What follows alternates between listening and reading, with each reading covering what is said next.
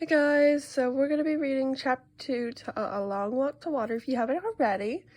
I did read chapter 1, and yeah, so we're going to go ahead and get started. And yeah, okay. Oh, so this chapter is a bit short, so we're gonna, yeah. Chapter 2, Southern Sudan, 2008. Naya put the container down and sat on the ground. She always tried not to step on the spiky plants that grew all over the path, but their thorns littered the ground everywhere. She looked at the bottom of her foot. There was a big thorn that had broken off right in the middle of her heel. Naya pushed at the skin around the thorn. So she picked up another thorn and used it to poke out the prod at the first one. She pressed her lips together against the pain. Boom! Salva turned and he looked. Behind him, a huge black cloud of smoke rose. Flames darted out of its base. Overhead, a jet verted away like a sleek, evil bird. In the smoke and dust, he didn't see the school building anymore. He tripped and almost fell. No looking back. It slowed him down. Salva lowered his head and ran. He ran until he couldn't run anymore. Then he walked for hours until the sun was nearly gone from the sky. Other people were walking too. There were so many of them that they couldn't all be from the school village. They must have come from the whole area. As Salva walked, the same thoughts kept going through his head as the rhythm of steps. Where are we going? Where's my family? When will I see him again? The people stopped walking. When it grew too dark to see the path, at first, everyone stood around uncertainly, speaking in tense whispers or silence with fear. Then some of the men gathered and talked for a few moments.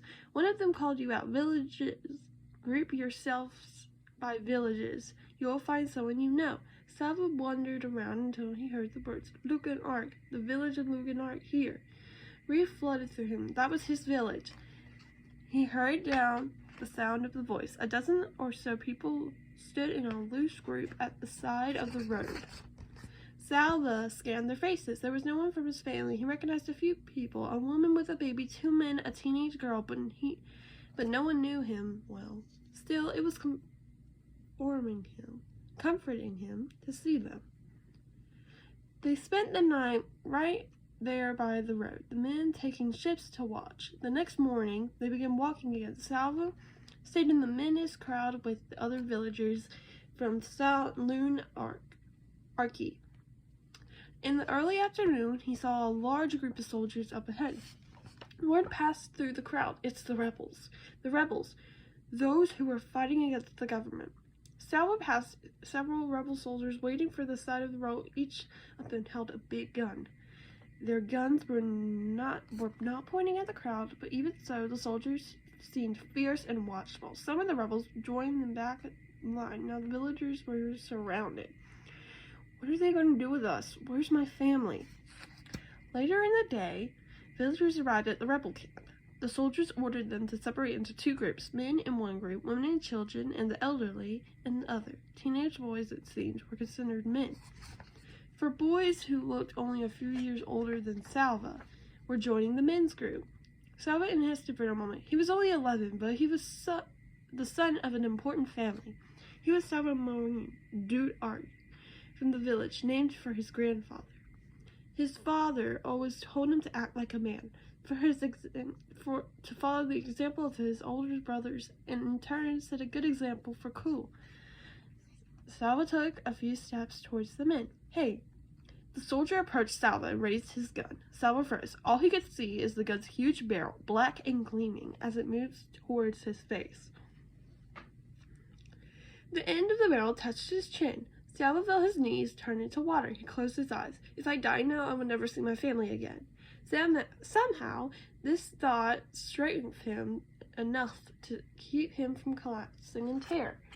He took a deep breath and opened his eyes. The soldier was holding a gun with only one hand. He was not aiming it. He was using it to lift Salva's chin so he could get a better look at his face. Over there. the soldier said. He moved the gun, pointed towards a group of women and children. "You're not a man yet. Don't be in such a hurry." He laughed and clapped Salvo on the shoulder.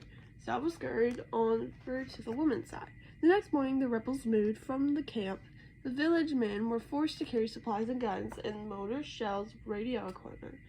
Salvo watched as one man protested that he did not want to go with the rebels. A soldier hit him in the face with the butt of the gun.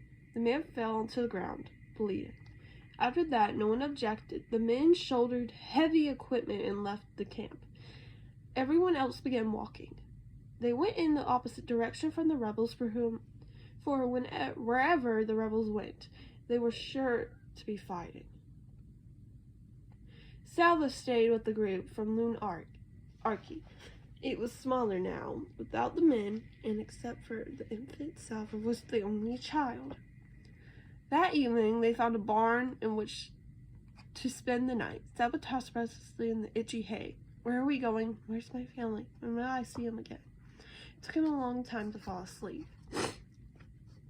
Even before he was fully awake, Salvo could feel that something was wrong. He lay very still with his eyes closed, trying to sense what it might be. Finally, he sat up and opened his eyes. No one else was in the barn. Salvo stood so quickly that for a moment he felt dizzy. He rushed to the door and looked out. Nobody, nothing. They had left him. He was all alone. And that is chapter 2 of A Long Walk to Water. And yeah, chapter 3 I will be doing tomorrow. And yeah, I hope you enjoy, and I can't wait to read the other chapters of this really good book. People have said that this book is like really good. So yeah, bye!